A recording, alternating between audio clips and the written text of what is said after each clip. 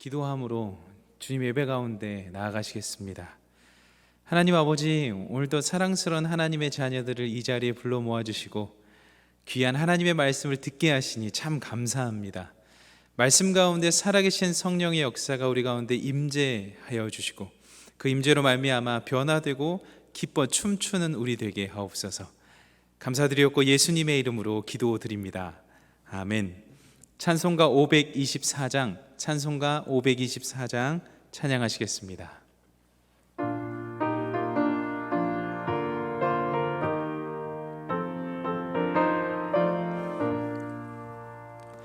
갈 길을 밝히 보이시니 주 앞에 빨리 나갑시다. 우리를 찾는 구주 예수 곧 오라시네. 죄악 벗은 우리 영혼은 기뻐 뛰며 주를 보겠네. 하늘에 계신 주 예수를 영원히 섬기리. 우리를 오라 하시는 말 기쁘게 듣고 순종하세. 구주를 믿기 지체 말고 속속히 나가세. 죄악 벗은 우리 영혼은 기뻐 뛰며 주를 보겠네. 하늘에 계신 주 예수를 영원히 섬기리. 주 오늘 여기 계시오니 다 와서 주의 말씀 듣세. 듣기도 하며 생각하니 참 진리시로다. 죄악 벗은 우리 영혼은 기뻐 뛰며 주를 보겠네. 하늘에 계신 주 예수를 처음부터 다시 고백하며 나가겠습니다. 갈 길을 밝히 보이시니 주 앞에 빨리 나갑시다. 우리를 찾는 구주 예수 곧 오라시네. 죄악 벗은 우리 영혼은 기뻐 뛰며 주를 보겠네. 하늘에 계신 주 예수를 영원히 섬기리. 우리를 오라 하시는 말 기쁘게 듣고 순종하세. 구주를 믿기 지체 말고 속속히 나가세. 죄악 벗은 우리 영혼은 기뻐 뛰며 주를 보겠네. 하늘에 계신 주 예수를 영원히 섬기리. 주 오늘 여기 계시오니 다 와서 주의 말씀 듣세. 듣기도 하며 생각하니 참 진리시로다.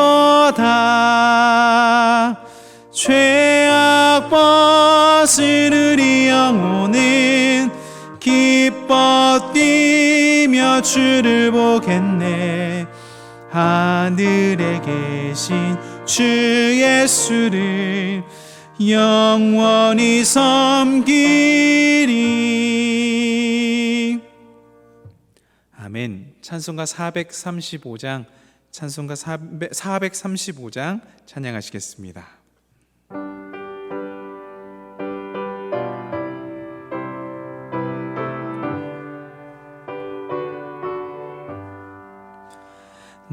나의 영원하신 기업 생명보다 귀하다.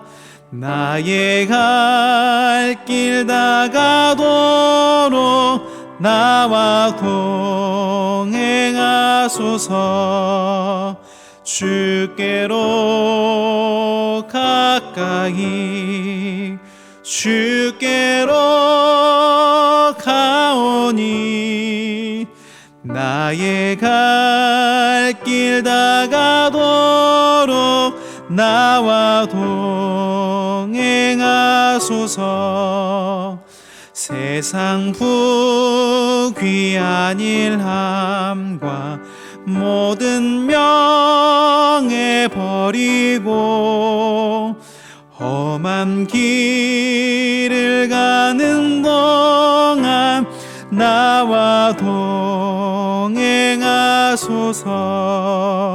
주께로 가까이 주께로 가오니 나의 갈 길 다가도록 나와 동행하소서. 어두운 골짝 지나가며 험한 바다 건너서 천국 문에 이르도록 나와 동행하소서. 주께로 가까이 주께로 가오니 나의 갈 길 다가도록 나와 동행하소. 주께로 가까이 주께로 가까이 아멘. 주께로 가오니 나의 갈 길 다가도록 나와 동행하소서.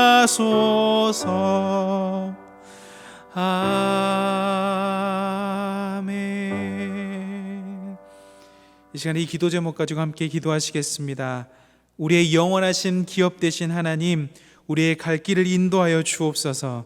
주님과 동행하며 그 길 걷게 하여 주시고 날마다 주께로 가까이 가는 인생 되게 하여 주옵소서. 담임 목사님께서 말씀 선포하실 때 주님께로 더 한 걸음 가까이 가는 귀한 말씀이 우리 마음 가운데 새겨지게 하옵소서라고 기도하며 주님 앞에 나아가시겠습니다. 기도하시겠습니다. 우리의 귀하신 하나님, 우리의 영원하신 기업 되신 하나님, 우리를 인도하여 주옵소서. 평생의 그 길을 가는 동안 선한 길로 인도하여 주옵소서. 주님께서는 우리의 선한 목자 되시오니 우리를 지키시고 우리를 인도하여 주옵소서. 하나님, 우리를 푸른 풀밭에 뉘우시옵소서. 하나님, 우리를 회복케 하시고 우리를 소생시켜 주옵소서. 우리가 쉴만한 물가에 거하여 하나님 앞에서 회복되는 시간 되게 하여 주시고, 회복된 우리가 다시 한번 주님께서 인도하시는 그 길 따라 귀한 삶을, 제자의 삶을 살아갈 수 있도록 인도하여 주옵소서. 주님 곁을 떠나 힘들어하는 삶이 아니라 주님 곁에 붙어서 평안한 삶을 누릴 수 있는 귀한 우리 모두가 될 수 있도록 인도하여 주옵소서. 주님, 우리의 길을 밝히 비추어 주옵소서. 우리가 전에는 어둠이었더니 이제는 빛의 자녀들이 되었습니다. 하나님, 말씀으로 어둠의 빛을 비추어 주옵소서. 우리가 걸어가는 길 가운데 말씀의 빛을 비추시어 우리가 걸어가는 내내 밝은 빛 가운데서 주님과 동행하는 인생 되게 하여 주옵소서. 말씀을 듣습니다. 그 말씀이 우리 내면의 어둠을 다 물러갈 수 있도록 그 물리치는 귀한 말씀 되게 하여 주시고, 선포하시는 귀한 목사님을 통해 우리들에게 가르치는 그 말씀이 생명되어 주옵소서. 그리스도 대신 예수님의 이름으로 기도드립니다. 아멘.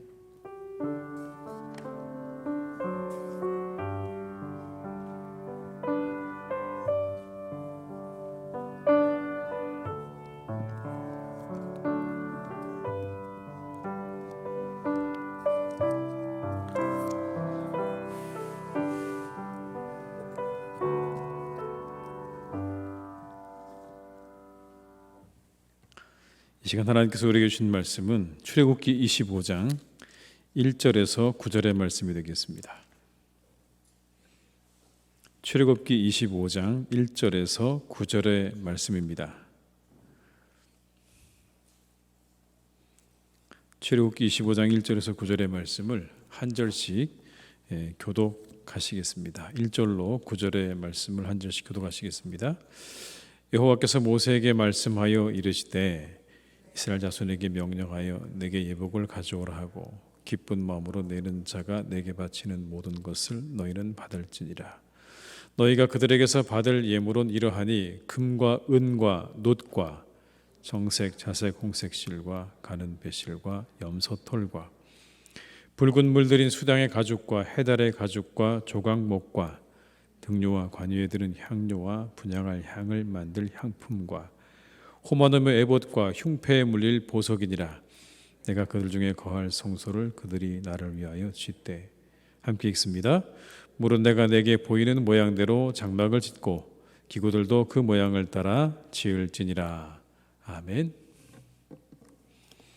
하나님의 은혜가 늘 함께 하시기를 주님의 이름으로 축복합니다. 오늘은 이 출애굽기 25장은요 성막에 들어갈 것들에 대한 말씀입니다. 주로 이런 것들입니다. 증거궤, 속죄소, 떡상, 등잔대 이런 것들을 어떻게 만들어야 되는가에 대한 규정들을 25장 전체가 우리에게 말씀해 주고 있는 그런 부분인데요. 잠깐 그 전에 성막이 어떻게 생겼는가를 한번 그림을 통해서 보도록 하겠습니다. 성막을 한번 보시죠. 네, 이게 번제단이겠죠. 이게 성소입니다. 온갖 천으로 뒤덮여 있는 이 성소, 이 안에 성소가 있고 지성소가 있는 거죠. 이게 바로 성소와 지성소를 이렇게 나눠 놓은 겁니다. 이 휘장을 지나서 지성소로 가는 것이고 여기가 성소라고 우리가 할 수 있는데요. 이 성소에 여기 오늘 본문에 나오는 어떤 그런 등잔대라고 그러죠. 등잔대. 그 다음에 이 앞에는 분향단이라는 것이고요. 여기가 이게 떡상입니다. 떡상. 이런 것들이 성소에 있는 것이고 지성소에는 언약궤가 있는 거죠. 그리고 이 천사들처럼 생긴 이게 바로 속죄소라고 하는 것입니다. 언약궤 뚜껑이 되겠죠. 이 속죄소가 이렇게 있는 겁니다. 이게 오늘 본문에 나오는 이 내용의 그림이라고 말씀드릴 수 있는데 하나만 더 넘겨서 성소의 내부 아까 말씀드렸던 이 휘장을 지나면 지성소로 가는 거고요. 여기가 바로 성소입니다. 이쪽에 보시면 여기에는 이제 우리가 떡상이 있고요. 여기 분향단이 있고 그다음에 여기 등잔대가 있는 이런 그림으로 들어가게 되면 제사장이 이러한 그림을 마주하게 되는 겁니다. 이게 성소입니다. 그리고 저 성소 휘장을 지나면 지성소로 들어가는 그런 그림이 되겠습니다. 이런 간단하게 제가 설명을 드렸는데 이렇게 생긴 성소 안에 오늘 들어갈 세 가지 증거궤, 속죄소, 떡상, 그 다음에 등잔대와 같은 규정들이 오늘 25장에 나와 있다는 겁니다. 그래서 사실은 여러분 이 본문에 나오는 내용을 읽다 보면 재미는 별로 없어요. 왜냐하면 저희하고 별 상관이 없어 보이거든요. 우리하고 뭐 이게 무슨 상관이 있나. 그 당시에 이스라엘 사람들이 그렇게 하나님께 나아가서 제사 드렸다 그런 내용이기 때문에 저희하고 그 깊이 와닿지는 않습니다. 그런데 제가 이 본문 말씀을 쭉 읽다 보니까 이게 단순히 그냥 그렇게 성막 그리고 성소와 지성소는 아니구나라는 걸 알게 됐습니다. 여긴 굉장히 여러분 우리에게 주시는 귀중한 메시지가 있어요. 우리의 신앙과 깊은 관련이 있는 겁니다. 저 하나하나가요 다 우리에게 어떤 신앙의 방향과 메시지를 충분하게 주고 있다라고 설명드릴 수가 있습니다. 가장 먼저 여러분 이렇게 어떤 하나님께서 명하신 그런 성막을 만들고 성소와 지성소에 들어가는 그 모든 물건들을 만들기 위해서 하나님께서 명한 게 있습니다. 뭐였냐면 가지고 오라는 거예요. 너희들이 가지고 있는 것으로 그렇게 지으라는 겁니다. 가지고 있는 걸 가져와서 그 귀한 것들을 내어서 하나님의 전을 지어라. 그렇게 말씀하고 있는 겁니다. 근데 어떻게 내라고 얘기하냐면 기쁜 마음으로 내라 이렇게 말씀하셨어요. 기쁜 마음으로. 2절의 말씀을 같이 한번 읽어볼까요? 2절입니다. 이스라엘 자손에게 명령하여 내게 예물을 가져오라 하고 기쁜 마음으로 내는 자가 내게 바치는 모든 것을 너희는 받을지니라. 아멘. 우리가 하나님께 드릴 때 마음가짐입니다. 이게 첫 번째 우리에게 주시는 어떤 메시지예요. 하나님께 드릴 때는 어떻게 해요? 기쁜 마음으로 드려라. 억지로 하지 말라는 겁니다. 기쁜 마음으로, 여기 나오는 기쁜 마음이라는 말은 전심으로라는 뜻도 됩니다. 즐거운 마음으로, 그리고 전심으로 하나님께 그렇게 드려라. 헌신하는 자세로 드리라는 겁니다. 이것은 신약시대 사도 바울의 가르침대로 헌금 드릴 때 즐겨내며 동시에 인색함으로나 억지로 하지 말라는 말씀과도 같은 거죠. 각각 그 마음에 정한 대로 할 것이요 인색함으로나 억지로 하지 말지니 하나님은 누굴 사랑하신다고요? 즐겨내는 자를 사랑하시느니라. 그러니까 모든 것에 있어서 우리가 하나님을 향한 봉사와 헌신과 그리고 헌금은요 늘 즐겨내는 마음으로 드려야 된다는 겁니다. 하나님께 기쁜 마음으로 드리셔야 되는 거예요. 헌금뿐만 아니라 우리가 하는 모든 봉사와 헌신은요 기쁜 마음으로 하셔야 되는 겁니다. 억지로 하시면 안 되는 거예요. 오늘 본문이 우리에게 그걸 가르쳐주고 있는 겁니다. 우리가 봉사할 때 기쁘고 즐거운 마음으로 하나님께서 내게 기회를 주셨다는 마음으로 하셔야 되는 겁니다. 근데 점점 이런 게 사라져가죠. 우리 살아가는 교우들은 봉사하실 때 하나님이 내게 기회 주셨다라는 마음으로 기쁨으로 잘 감당하시기를 주님의 이름으로 축복합니다. 우리는 그렇게 봉사해야 되고요. 그렇게 드려야 됩니다. 오늘 성소에 들어갈 물건 가운데 가장 먼저 나오는 게 뭐냐면 증거궤입니다. 이렇게 생겼습니다. 그림을 한번 보시죠. 여러분, 이게 증거궤입니다.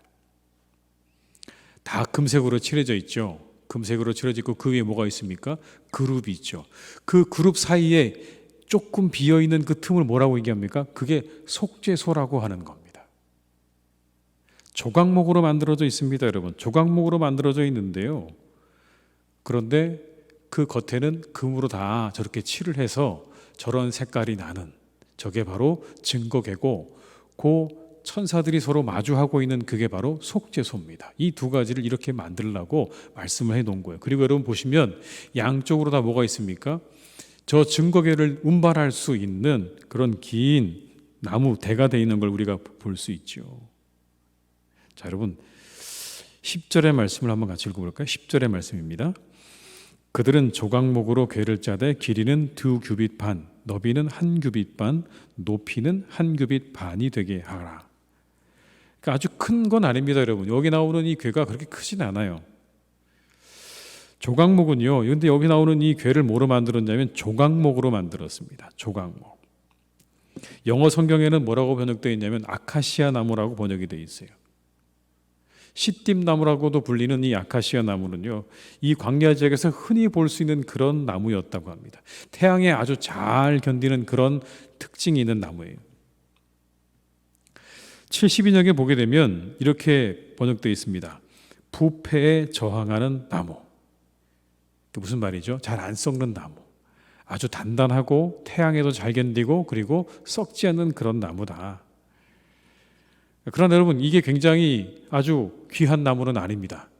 그냥 광야에서 자라는 그냥 단단한 나무, 썩지 않는 나무 정도인 것이지 성경에서 말씀하고 있는 백향목 같은 그런 멋진 나무는 아닌 거예요.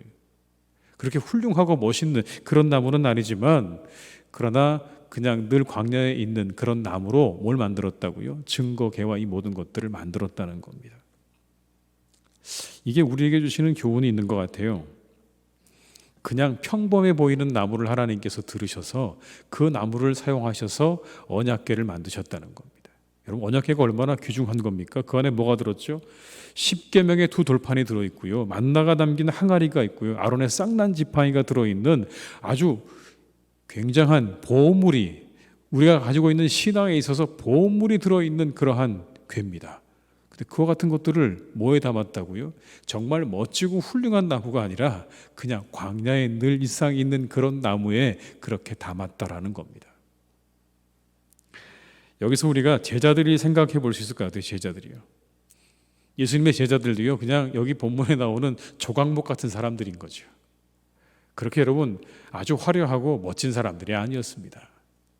그냥 늘상 있는 광야에 가면 늘 널려 있는 그런 나무와 같은 그런 조각목 같은 사람들이었는데, 우리가 성경 말씀을 잘 보면 그 이후에 그들의 삶은 예수님을 만난 이후에 완전히 바뀌었죠. 비록 조각목 같은 사람들이었지만 그러나 그들이 그 이후에 얼마나 하나님께 멋지게 그리고 귀하게 쓰임받는 삶을 살아갑니까? 여기서 우리가 한 가지 더, 두 번째 자세를 이 증거계를 통해서 알게 되는데, 그건 이겁니다. 하나님께 쓰임받기를 사모하는 삶을 살아라. 너희들의 인생이 조각목 같을지 모르지만 하나님이 사용하시면 언약궤로 쓰임받을 수 있다. 여러분, 이런 교훈이 들어있는 거죠.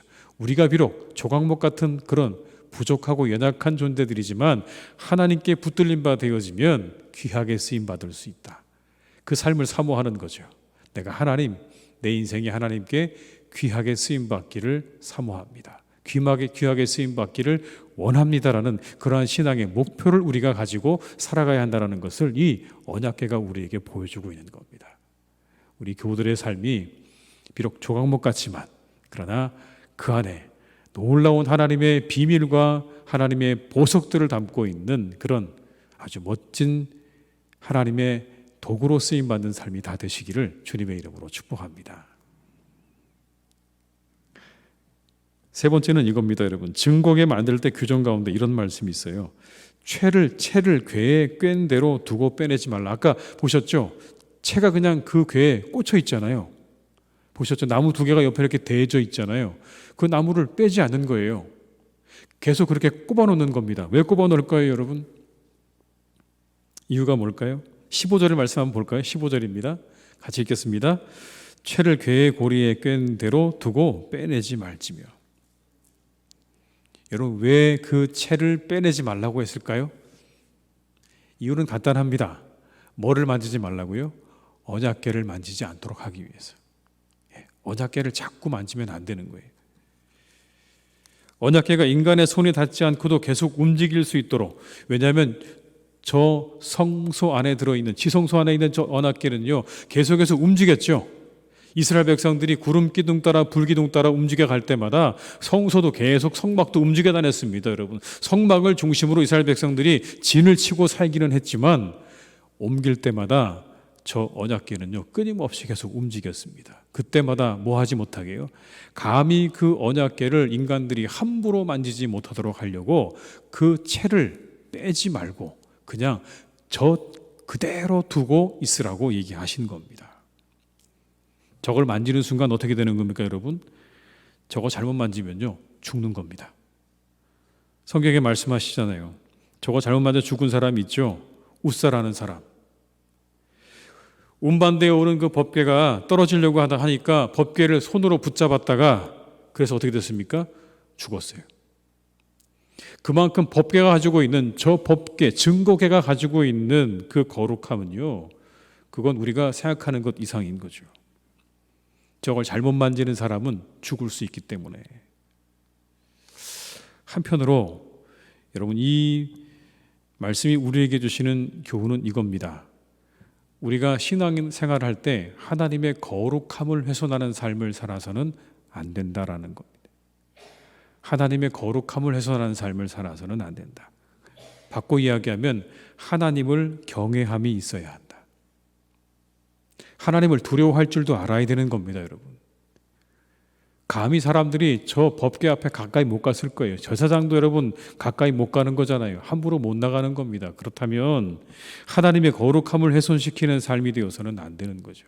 뭔가 하나님께서 보호하시기 원하는 그 거룩함이 훼손되는 삶을 성도들은 살아서는 안 되는 겁니다. 근데 그 삶은 하나님을 경외함에서부터 시작된다는 거예요. 두려워할 줄 알아야 되는 거예요. 사랑의 하나님 맞죠, 여러분? 사랑의 하나님이십니다. 우리를 너무너무 사랑하세요. 그런데 그렇다고 우리 멋대로 마음대로 살아가라는 것은 아닙니다. 하나님이 우리를 사랑하시는 건 사랑하시는 거고요. 우리가 마땅히 살아가야 되는 삶은요, 하나님의 거룩함을 훼손하는 삶을 살아서는 안 된다는 거예요. 주의해야 한다라는 것입니다. 우리 교우들의 삶이 하나님의 거룩함을 훼손하는 삶이 되지 않기를 주님의 이름으로 축복합니다. 두 번째는 여러분 속죄소입니다. 17절부터 22절까지 나와 있는데요. 그림을 먼저 보도록 하겠습니다. 또 이 그림 한번 보시죠. 다시 한번 보여주시겠어요? 할까요? 예. 여기 나오는 여러분, 이게 속죄소라고 되어 있죠. 여기가 속죄소인 겁니다. 이 그룹 사이, 이 두 천사의 모양을 하고 있는 이 그룹 사이에 여기가 속죄소입니다. 이걸 어떻게 만들어야 된다라고 하는 규정을 하나님께서 구체적으로 또 말씀을 하고 있는 거예요. 이 밑에가 증거궤라고 한다면 이 위에가 속죄소에 해당되는 겁니다. 이거에 대한 규정이 따로 있는 거예요. 이건 이렇게 만들어야 된다라고 17절부터 22절까지 나와 있는 겁니다. 근데 여러분, 이 십계명의 돌판에 들어있는 증거궤, 덮개, 여기가 속죄소인데 이 속죄소는 말 그대로 죄를 용서해 주시는 자리입니다. 죄를 용서해 주시는 자리. 하나님께서 거기서 모세를 만나시겠다고 말씀하셨어요. 내가 거기서 너를 만날 거다. 내가 속죄판 위, 즉 증거궤 위에 있는 두 그룹 사이에서 이스라엘 자손에게 명할 모든 말을 너에게 일러주겠다. 그러니까 저 자리가 뭐 하는 자리입니까? 하나님께서 모세에게 이스라엘 백성들에게 말씀하시는 자리인 거예요. 말씀하시는 자리. 22절의 말씀을 함께 읽습니다. 거기서 내가 너와 만나고 속죄소 위 곧 증거궤 위에 있는 두 그룹 사이에서 내가 이스라엘 자손을 위하여 내게 명령할 모든 일을 내게 이르리라. 이 자리가 죄를 용서하는 처소라고요. 은혜를 베푸는 처소입니다. 바로 그곳이 하나님께서 이스라엘 백성들을 만나고 교제하시고 그들을 사해 주시고 그들에게 말씀하시는 그런 자리인 거예요. 여러분, 저 자리가 뭘 의미할까요? 누구를 의미할까요? 우리가 우리의 시대로 가져와서 저 속죄소가 어디냐고 묻는다면 저 속죄소는 예수 그리스도를 상징하는 거죠. 철저하게 우리를 만나주시고 우리의 죄를 용서해 주시고 우리에게 말씀해 주신 바로 그분. 우리가 살고 있는 이 시대 가운데 속죄소는 바로 예수 그리스도를 의미하는 겁니다. 저 예수님을 통해서만 우리가 어디로 가는 겁니까? 하나님께 나아갈 수 있는 길이 열려진 거잖아요. 그전에는 여러분 길이 열려지지 않았습니다. 저 전에 누구만 들어가는 겁니까? 제사장들만 들어가는 거죠, 말하자면. 근데 예수님 때문에 저 휘장이 열리면서 우리가 어디로 가게 된 겁니까? 하나님 앞에 담대히 나아갈 수 있게 됐다는 말씀이 바로 저겁니다, 여러분. 아무나 함부로 나아갈 수 없는 저 자리까지 우리가 나아갈 수 있게 됐다는 겁니다. 누구를 통해서? 우리의 영원한 속죄소가 되시는 예수 그리스도를 통해서 우리가 하나님께 담대히 나아감을 얻게 되었다.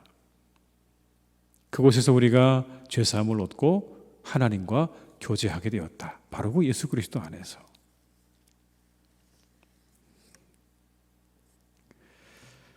그런데 여러분, 이 속죄소를 만들 때의 규정 가운데 이런 말씀이 있어요. 한 덩어리로 연결해서 만들어야 한다. 한 덩어리로 연결해서 만들어야 한다. 19절과 20절의 말씀을 같이 한번 읽어보겠습니다. 19절에 20절입니다. 한 그룹은 이 끝에 또 한 그룹은 저 끝에 곧 속죄소 두 끝에 속죄소와 한 덩이로 연결할지며 그룹들은 그 날개를 높이 펴서 그 날개로 속죄소를 덮으며 그 얼굴을 서로 대하여 속죄소를 향하게 하고. 이게 아까 그 그룹들이 그렇게 하고 있는 형상 자체가 그런 겁니다, 여러분. 서로 속죄소로 얼굴을 향하게 하고 그리고 마주하고 있는 그 장면이 그대로 이렇게 만들어졌다는 뜻이죠. 여러분, 이게 뭘 의미할까요? 물론 여기 나오는 이 속죄소의 이러한 모습들은요, 천사들의 사명을 우리에게 가르쳐 주는 겁니다. 천사들이 뭐 하는 존재들인가? 그 속죄소, 하나님이 계시는 그 거룩한 곳을 보호하는 그런 역할, 그리고 섬기는 역할, 그걸 한다는 것을 우리에게 분명히 보여주고 있어요. 그런데 여러분, 이 한 구절의 말씀 속에 우리가 또 하나 알 수 있는 게 뭐냐면 하나님과 동행하는 삶이어야 된다는 겁니다. 하나님과 동행하는 삶. 서로 연결되어 있다고 말씀드렸죠. 한 덩어리로 되어 있다고 말씀하지 않았습니까? 그냥 그렇게 한 덩어리, 우리와 하나님이 연결되어지는 걸 그렇게 상징적으로 우리에게 보여주고 있는 겁니다. 하나님과 연결되어 있는 삶을 살아야 한다는 겁니다. 모세가 그랬던 것처럼 하나님께서 말씀하시는 자리에, 그 자리에 우리가 있는 것이고, 그리고 그 하나님을 향해서 얼굴을 향하는 삶이어야 하고, 그리고 하나님을 섬기는 삶이어야 된다는 걸 저렇게 우리에게 보여주고 있는 겁니다. 하나님과 하나 되어진 삶. 하나님과 나뉘어진 삶이 아니라 하나님과 완전히 하나가 되어진 그 모습처럼 우리도 그렇게 그 삶을 향해서 나아가라고 말씀하는 겁니다. 언제나 하나님의 말씀이 들려지는 그 자리가 너희들이 있어야 될 자리인 것이고, 그렇게 하나님을 향해서 그 섬김을 가지고 있는 그 자리가 바로 너희들의 자리가 되어야 된다는 거죠. 하나님과 동행하는 삶을 우리로 하여금 살아가라라고 말씀하는 겁니다. 여러분, 그 다음에는 떡상에 대한 말씀이 이어집니다. 이것도 그림부터 한번 보시겠습니다. 그림 보세요. 여기 상이 있죠? 이 뭐가 있습니까? 떡이 있죠. 몇 개입니까? 12개 올라가 있습니다. 12개 여러분. 떡도 12개 올리게 돼 있어요. 12개. 맛있게 생겼죠? 이렇게 떡을 언제 올려놓는 겁니까? 매일매일 이 떡은 그대로 있어야 돼요. 이건 떨어지면 안 되는 겁니다. 그리고 언제 바뀌는 겁니까, 여러분? 항상 그 앞에 두고요. 그건 안식일 때 한 번씩 바꿔주는 거예요. 안식일 때.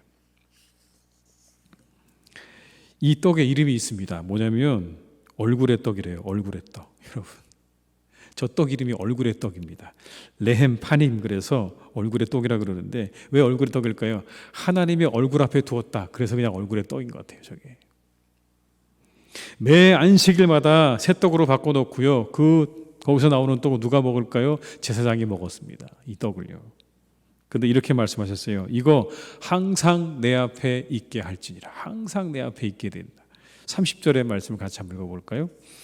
상 위에 진설병을 두고 항상 내 앞에 있게 할지니라. 그러니까 저 위에 있는, 저 성소 안에 있는 저 떡은 여러분 절대로 떨어지지 않는 거예요. 1년 365일 하루도 이 자리를 벗어나는 일이 없는 떡인 겁니다, 여러분. 죽을 때까지. 아니, 영원히 하나님이 계시는 동안에는 끝까지 있는 거죠. 저 떡이 뭘 의미할까요, 여러분? 저 떡은 이런 걸 의미한다고 그래요. 하나님이 우리와 함께 하신다는 하나님의 임재를 상징한다는 그런 의미도 있어요. 우리에게 떡을 주시는 하나님, 우리에게 떡을 주시는 하나님이라는 그런 의미도 있는데, 한편으로 보면 여러분, 이건 또 어떤 거냐면 우리가 하나님께 드리는 감사를 의미한다고도 하는 겁니다. 하나님께 드리는 감사. 그 감사가 어떻게 된다는 겁니까? 한순간도 끊어져서는 안 된다는 걸 의미하는 거죠. 범사에 감사하라. 한순간도 그 감사가 하나님 앞에서 사라지는 일이 없도록 하라. 그게 여러분 이 떡상이 우리에게 주는 신앙적인 교훈입니다. 하나님 앞에 늘 그렇게 너희들의 감사가 끊어지지 않게 하라.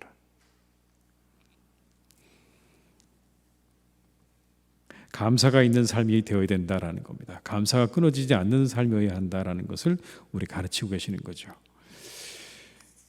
여러분, 마지막은요, 등잔대입니다. 등잔대. 이 등잔대라고 하는 거 아까 보셨죠? 어떤 불을 켜는 등잔대를 얘기하는 건데요. 그건 정금 1달란트. 우리 지금 현재로 계산을 하면 34kg짜리 금을 펴서 만든 거예요. 금덩어리를 34kg를 만들어가지고 그걸 두들겨가지고 만든 겁니다, 여러분. 제가 시세로 오늘 확인해 봤어요. 34kg 하니까요 22억 8천만 원 나오더라고요.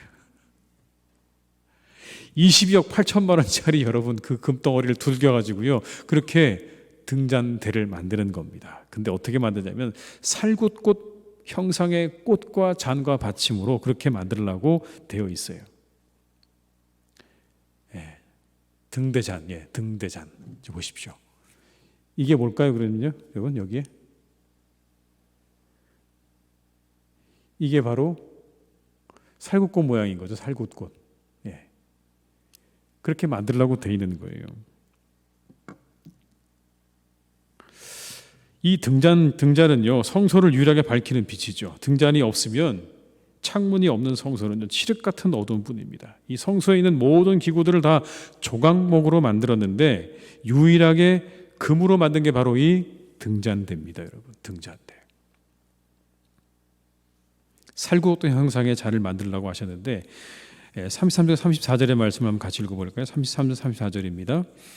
이쪽 가지에 살구꽃 형상의 잔셋과 꽃받침과 꽃이 있게 하고 저쪽 가지에도 살구꽃 형상의 잔셋과 꽃받침과 꽃이 있게 하여 등잔대에서 나온 가지 6을 갖게 할지며 등잔대 줄기에는 살구꽃 형상의 잔넷과 꽃받침과 꽃이 있게 하고.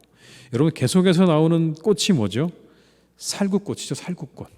살구꽃 모양으로 만들어라, 이거를. 그렇게 등잔대를 그렇게 만들어라, 그렇게 말씀하고 있는데, 이 살구꽃은 팔레스타인에서 봄이 올 때 가장 먼저 피는 꽃입니다. 가장 먼저 피는 꽃. 이 꽃의 이 뜻이 뭐냐면 파수꾼, 깨어있다라는 뜻이 같이 씁니다, 여러분. 그러니까 이 살구꽃이 의미하는 건 뭐냐면 깨어있는 그런 걸 말하는 거예요. 깨어있는 삶을 살라는 겁니다. 하나님 앞에 늘 깨어있는 삶을 살아야 한다. 하나님의 나라가 오는 것에 대해서 깨어있는 삶을 살라는 그런 의미도 되는 것 같아요, 여러분. 그렇죠. 봄이 오는 것을 가장 먼저 알려주는 이 살구꽃처럼 언젠가 너희들에게 올 하나님의 나라에 대해서 깨어서 그 나라가 어떻게 오고 있는지, 언제 오고 있는지에 대해서 깨어있는 삶을 살라라고 하는 메시지가 담겨져 있는 거죠. 깨어서 순종하는 삶이어야 한다는 것입니다. 이 등잔대를 만드는 것에 대해서 이렇게 말씀하세요. 연결하여 만들어라 라고 말씀하십니다. 연결해서 만들어라. 35절과 36절의 말씀을 함께 읽습니다. 등잔대에서 나온 가지 6을 위하여 꽃받침이 있게 하되 2가지 아래에 한 꽃받침이 있어 줄기와 연결하며 또 2가지 아래에 한 꽃받침이 있어 줄기와 연결하며 또 2가지 아래에 한 꽃받침이 있어 줄기와 연결하게 하고 그 꽃받침과 가지를 줄기와 연결하여 전부를 순금으로 쳐 만들고. 계속 반복되는 말이 하나 있습니다. 뭐죠? 연결하고 연결하고 연결하고 연결하라.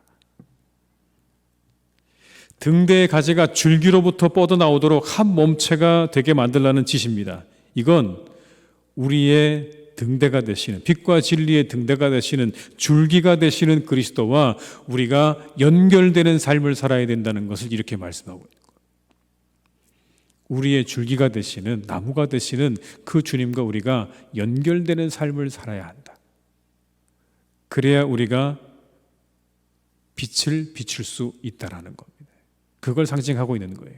그분에게 연결되어 있지 않으면 우리는 빛을 비출 수 없다는, 빛을 낼 수 없다는 거예요. 근데 그분에게 연결이 되어 있으면 그러면 우리는 자연스럽게 빛을 내게 될 것이다. 나는 포도나무고 너희는 가지니 저가 내 안에 내가 저 안에 있으면 이 사람 과실을 많이 맺는다. 그러나 나를 떠나서 아무것도 할 수 없다는 그 말씀 그대로 연결되어 있으면 우리가 빛을 발할 수 있는 겁니다. 그리고 비추는 거예요.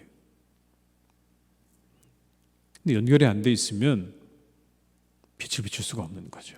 그걸 상징하고 있는 겁니다. 그래서 연결하고 연결하고 연결하고라는 이 말씀은요, 끊임없이 우리 주님과 우리가 연결되어 있는지를 확인할 때, 그리고 연결되어 있을 때 그분으로부터 우리가 하나님의 은혜와 하나님의 놀라운 능력을 우리가 받을 때, 그때 우리가 빛으로서 사람들에게 드러날 수 있게 된다는 걸 말씀하고 있는 거죠. 37절의 말씀을 같이 읽어볼까요? 30절입니다. 등잔 7을 만들어 그 위에 두어 앞을 비추게 하며. 이 등잔대 역할, 비추는 거죠. 어둠을 비추는 역할을 하는 겁니다.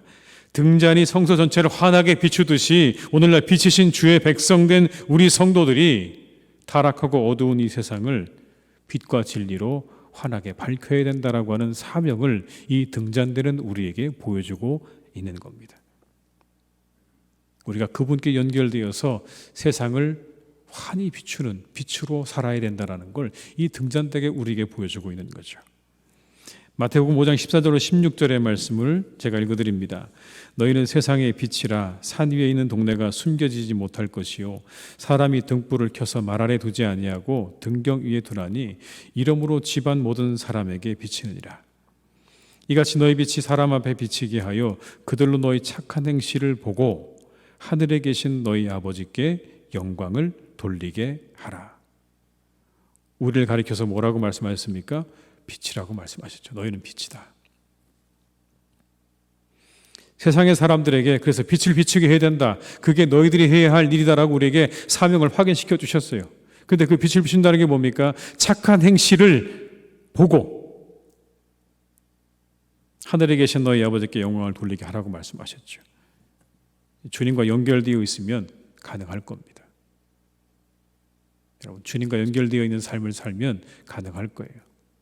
아까 우리가 함께 보았던 속죄소가 되시는 그 예수 그리스도, 그 앞에서 우리가 하나님 말씀을 듣고 하나님과 교제를 하고 하나님과 함께 그것에 우리가 머물면, 그러면 우리는 빛의 역할을 감당할 수 있게 될 겁니다. 그러나 그 교제가 끊어지면, 그 연결이 끊어지면 우리는 전혀 그 역할을 감당할 수 없을 겁니다.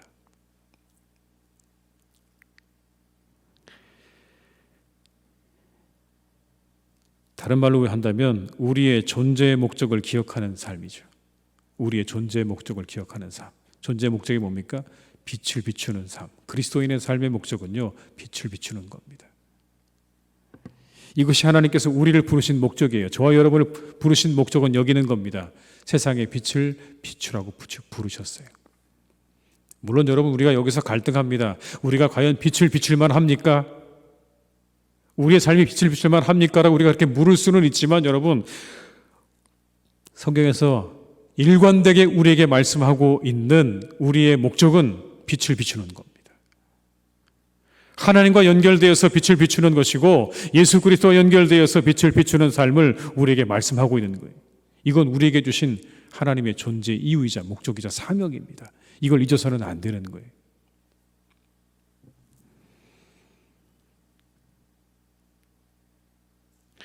이와 같은 성소에 들어갈 물건들의 제작에 대해 말씀하시면서 명하신 바가 하나 있어요, 여러분. 이렇게 말씀하셨어요.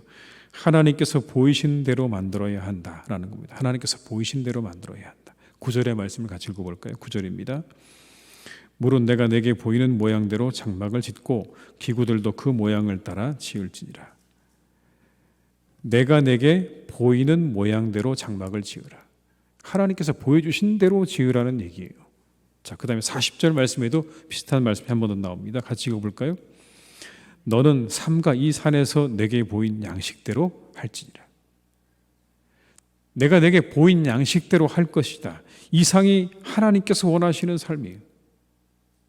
여러분, 이 오늘 본문에 나오는 이 모양들, 이 성소와 지성소에 들어가는 이와 같은 물건들에 대한 이야기는요, 단순히 그 당시에 그 성소와 지성소에 어떤 물건이 있었는가에 대한 이야기가 아니라 오늘날 우리가 어떻게 우리의 신앙생활을 해야 하는가에 대해서 지침을 주고 있는 말씀인 겁니다. 단순히 그냥 그 당시에 사람들이 어디서 무엇을 가지고 제사를 드렸는가의 문제가 아니라 오늘 각자가 하나님의 성전으로 지어져가는 이 시대에 우리가 성막을 만드시고 성소에 들어갈 물건들의 모습을 통해서 우리가 어떻게 지어져 가야 되는가에 대한 영적인 메시지를 우리에게 주시고 있는 말씀이라고요. 하나님께서 말씀하신 방법과 목적을 따라 지어져 가야 되는 겁니다. 우리가 오늘 확인할 수 있는 건 그런 겁니다. 이 성소에 들어간 이 물건들을 통해서 하나님께서 만드시라고 하셨던 그 방법과 그 목적을 따라서 그렇게 우리도 우리의 삶과 우리의 신앙을 만들어 가야 된다는 겁니다. 이렇게 만들어 가라고 말씀하셨어요. 정리해 볼까요? 헌신의 삶을 살아가라고 말씀하셨어요. 기쁨으로 드리라고 그랬죠. 헌신의 삶을 살아라. 하나님께 드릴 때는 기쁜 마음으로 드려라. 그리고 하나님의 도구로 쓰임받기를 사모하는 삶이 되라고 말씀하셨어요. 조각목 같은 인생이지만 하나님께 쓰임받기를 사모하는 그런 삶을 살아라. 우리를 들어서 그 안에 놀라운 하나님의 능력과 보물을 감추시고 그것들을 세상의 사람들에게 드러내셨던 그 조각목 같은, 비록 그런 인생이지만 그 안에 그리스도를 담고 있는, 무엇과도 바꿀 수 없는 그리스도를 담고 있는 그런 삶을 살아갈 것을 우리에게 말씀한 겁니다. 하나님을 경외하고 동행하는 삶을 살라고 말씀하셨어요. 하나님을 두려워하라고 말씀하십니다. 감히 하나님께서 가지고 계신 거룩함을 훼손하는 삶을 살아서는 안 된다는 겁니다.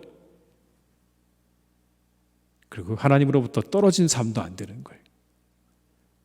우리가 두려워하기도 하고 무서워하기도 하지만 그러나 하나님으로부터 떨어진 삶은 안 되는 겁니다. 경외하는 마음도 가지고 있지만 그러나 하나님께 우리가 딱 붙어서 하나님이 우리에게 주시는 말씀과 은혜를 받아서 살아가는 삶이 되어야 한다. 그리고 항상 감사하는 삶이어야 된다. 저 떡상에 늘 떡이 떨어지지 않았던 것처럼 하나님 앞에 우리가 늘 그렇게 하나님께 드리는 그런 감사의 고백과 찬양들이 떨어지지 않는 삶을 살아가고 우리에게 말씀하고 있는 것이고요. 그리고 세상에 빛을 비추는 자로 살아가라고 우리에게 말씀하는 겁니다. 오늘의 이 장면은요, 우리 그런 것들을 말씀하고 있는 거예요. 신약은 우리를 가리켜서 말씀하잖아요. 너희가 다 성전이라고요. 우리가 다 성전이고요. 우리가 다 바로 저 성소이자 지성소입니다. 왜냐하면 성소와 지성소의 중요한 존재 이유는 하나님의 임재를 상징하는 거예요, 여러분. 감히 저곳에 들어갈 수 없었습니다. 하나님의 임재의 상징이기 때문에. 여러분, 지금은 우리가 다 우리 안에 누가 계시다고 고백하죠? 성령 하나님이 우리 안에 있다고 우리 고백하잖아요, 여러분. 우리가 이미 성소이자 지성소인 겁니다, 여러분. 구약으로 말하자면 이제 이미 우리가 다 성소이고 지성소인 그런 존재들인 겁니다. 그렇게 하나님 우리가 모시고 살아가고 있다면 오늘 본문의 말씀은 우리에게 그렇게 하나님을 모시고 살아가는 성전으로서의 삶을 살아가는 너희들은 오늘의 이 처음 성막이 생겨졌던 그때의 그 모습을 기억하면서 어떻게 성전된 삶을 살아가야 되는 것인가를 기억하라고 하시는 말씀인 거예요. 헌신의 삶, 도구로 쓰임받기 원하는 삶, 하나님을 경외하고 동행하는 삶, 감사하는 삶, 그리고 세상에 빛을 비추는 삶을 살아가라고 오늘 우리에게 이 25장, 출애굽기 25장은 우리에게 말씀을 해주고 있는 것입니다. 우리 사랑하는 교우들의 삶이 늘 오늘의 본문의 말씀처럼 그렇게 하나님께서 원하시는 그런 성소와 지성소의 삶을 살아가시는 복된 삶이 되시기를 주님의 이름으로 축원합니다. 이 시간 함께 기도하시겠습니다. 기도하실 때 우리 먼저 하나님의 도구로 쓰임받는 헌신의 삶을 살게 하옵소서. 하나님과 동행하며 세상에 빛을 비추는 삶을 살게 하옵소서. 우리 두 가지 위해서 한번 이 시간 간절한 마음으로 합심해서 헌신의 삶과 세상에 빛을 비추는 삶을 살게 하옵소서. 우리 한번 합심해서 기도하시겠습니다. 사랑이 많으신 아버지 하나님, 이 시간 간절히 빌고 원합니다. 주님, 우리 가운데 역사하시고 인도하시는 아버지 하나님, 하나님의 도구로 쓰임받는 헌신의 삶을 살게 해주시옵소서.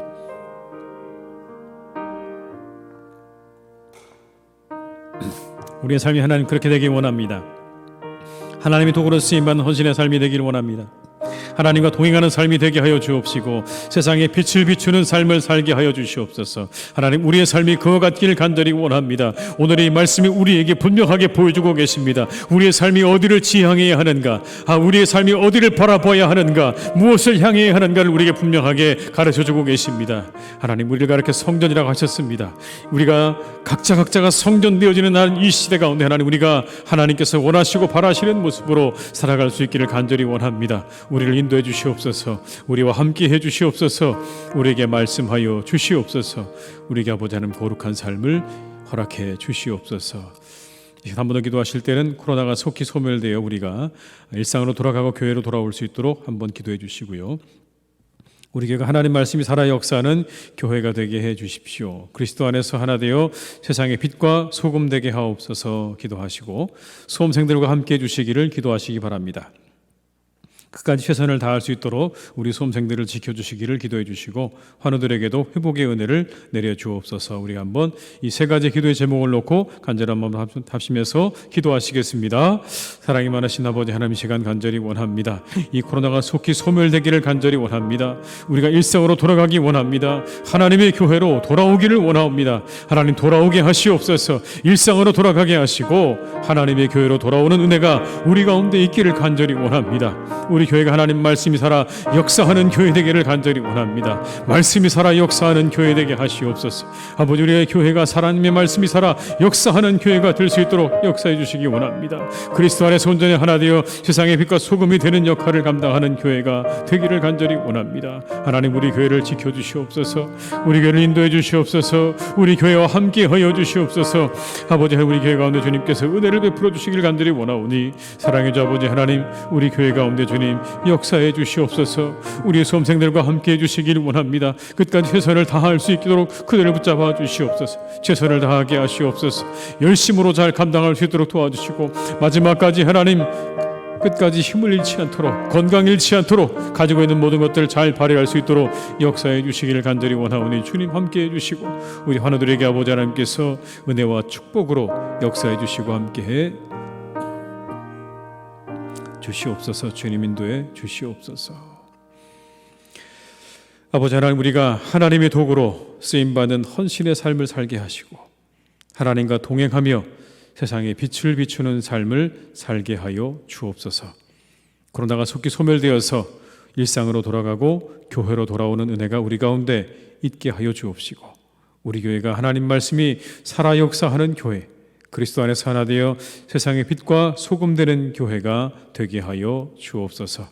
수험생들이 있습니다. 끝까지 잘 최선을 다할 수 있도록 힘을 주시고 건강을 주시고 좋은 열매 준비한 것 반드시 그 결과와 아버지 열매를 맺을 수 있도록 역사해 주시기 원하오니 우리 사랑하는 수험생들을 주님께서 인도해 주시고 우리 환우들에게는 회복의 은혜와 축복으로 더욱 함께하여 주시옵소서. 감사드리고 예수님의 이름으로 기도드립니다. 아멘. 네, 교회 소식을 말씀드리겠습니다. 교회를 위해서 계속 기도해 주시기를 바라고요.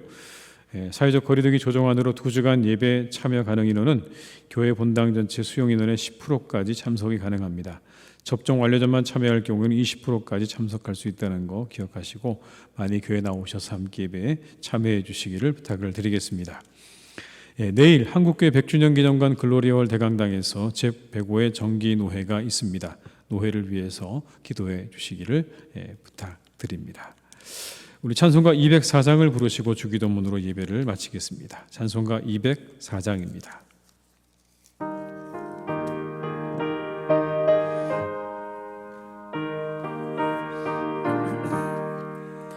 주의 말씀 듣고서 준행하는 자는 반석 위에 터닫고 집을 지음 같아 비가 오고 물나며 바람 부딪혀도 반석 위에 세운 집 무너지지 않네.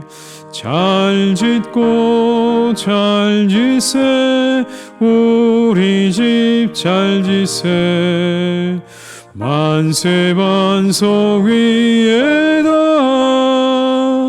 우리 집 잘 지세 주의 말씀 듣고도 행치 않는 자는 모래 위에 터닫고 집을 지음 같아 비가 오고 물나며 바람 부딪힐 때 모래 위에 세운 집 그게 무너지네. 잘 짓고 잘 지세 우리 집 잘 지세 만세 반석 위에다 우리 집 잘 지세 세상 모든 사람들 집을 짓는 자니 반석 위가 아니면 모래 위에 짓네. 우리 구주 오셔서 지은 상을 줄 때 세운 공로 따라서 영영 상벌 주리. 잘 짓고 잘 지세 우리 집 잘 지세 만세 반석 위에다 우리 집 잘 지세. 하늘에 계신 우리 아버지, 아버지의 이름을 거룩하게 하시며 아버지의 나라가 오게 하시며 아버지의 뜻이 하늘에서와 같이 땅에서도 이루어지게 하소서. 오늘 우리에게 일용할 양식을 주시고 우리가 우리에게 잘못한 사람을 용서해 준 것 같이 우리 죄를 용서하여 주시고 우리를 시험에 빠지지 않게 하시고 악에서 구하소서. 나라와 권능과 영광이 영원히 아버지의 것입니다. 아멘.